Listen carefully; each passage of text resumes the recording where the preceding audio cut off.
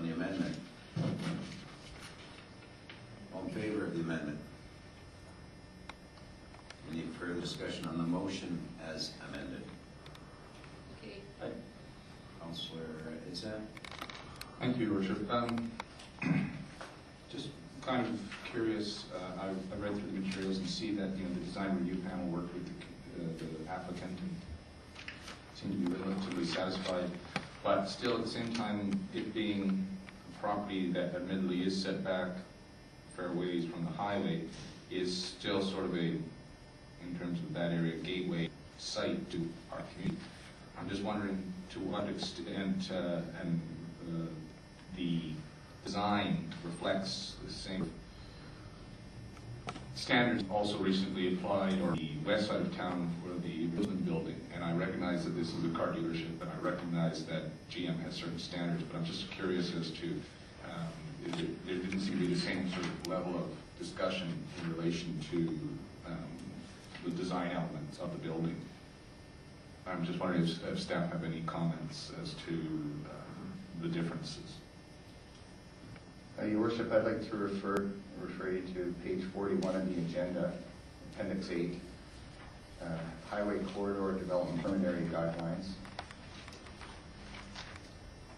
If you look through all of them, it's, as is the case in applications we receive, a lot of these guidelines are open to interpretation and they're very subjective.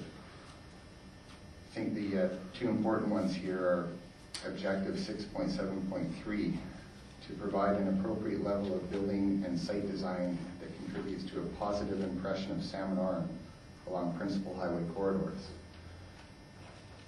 The other one is Section 6.7.4. This actually gets into what the building, the form and character of the building.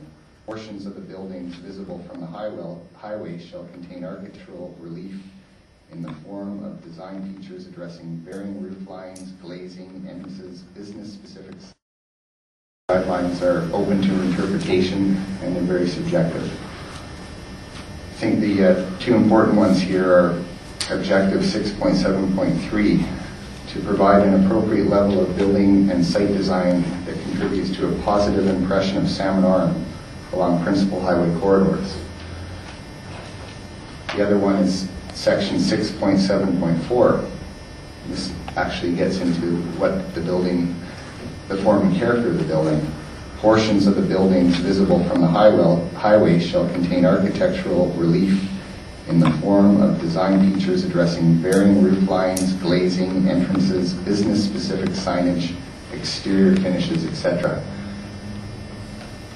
When we look at those words, and then we look at the drawings submitted, we don't really see anything contrary to that.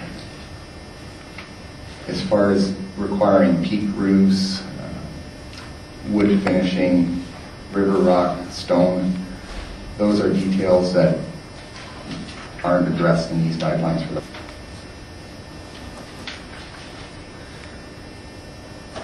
Well, I'm kind of there with Councillor Itzan. Like 6.7.3, to provide an appropriate level of building and site contributes to a positive impression. Very subjective line. The design review panel seems to think it's okay, but let's face it, it's not a real pretty building. Anything further, Councillor Itzan?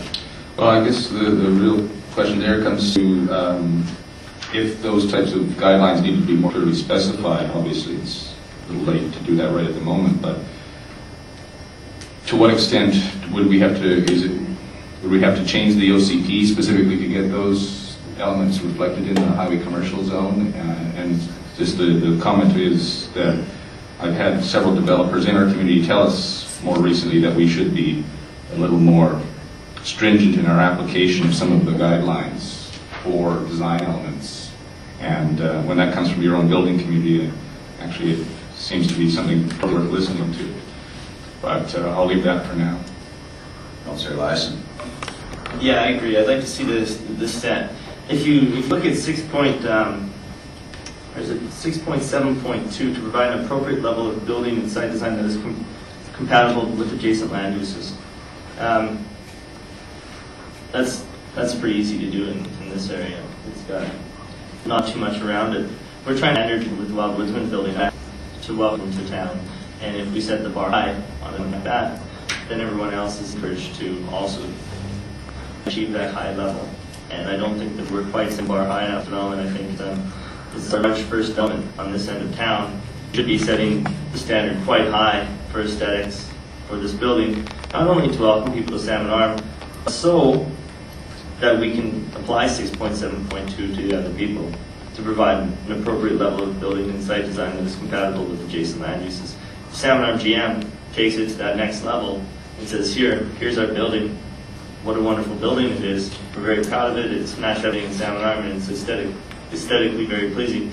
It makes out here a lot easier to come to the next developer who wants to come out to the east end of town and say, well, this is what they've done.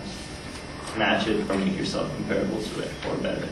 So I think it'd be a lot better for us to heed the warnings of the design review panel who saw the first drawing and were like, this isn't that great. And I think that we should try and encourage them somehow, and I don't know how it is, Your Worship, to enhance their bill. Your Worship, if I may. I agree with pretty much all those comments. I think the guidelines are generic and they are subjective, and that can work well. With every application that comes forward, staff spends a lot of time in pre-meetings, meetings after applications are received with applicants and their designers to encourage better. And particular applications, this design is better than what originally came in. It may not be the best design, but I think it's an acceptable design.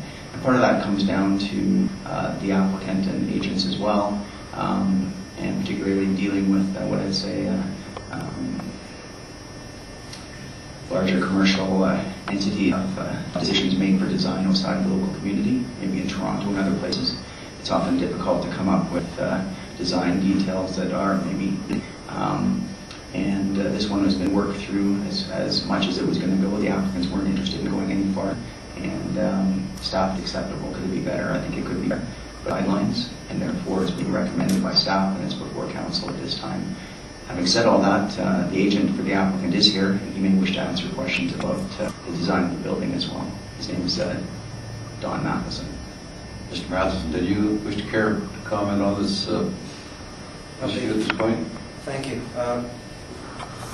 General Motors have an image program put up to all their dealerships, and with a compliance list of probably 50 or 60 items. And the whole idea of an image is to turn around and have it identifiable across Canada no matter where it is. And in this case, we put through what they classified an image that they required. Took the front showroom area and expanded what their image requirements are. And the whole front of the building there, it's all glass, very attractive looking. And I'm sorry to hear somebody say that it wasn't a very attractive building. When this building is finished, it's going to be as nice as any building you have in Salmon Arm. Yeah, I think you might be right, but let's face it, this drawing here doesn't certainly doesn't reflect that, and sometimes I think perhaps it's going to be advisable to get an artist's rendering of what it's going to look like. That would probably be a little more accurate than this, because this doesn't look good. We did that, and it obviously is not being submitted here. But the other part of it is that we went back to GM after talking to your design review committee, and they were asking for things like rock and stuff like this. GM came back and said, no. They said, that's our image there. And we went around to some of the senior management of GM and convinced them that we had to do our part to comply to some of the wishes of the community. And so what they told me to do is go ahead and put the rock on, but we won't take pictures of it when we submit it for approval. So there's a lot of bit going on trying to make this happen.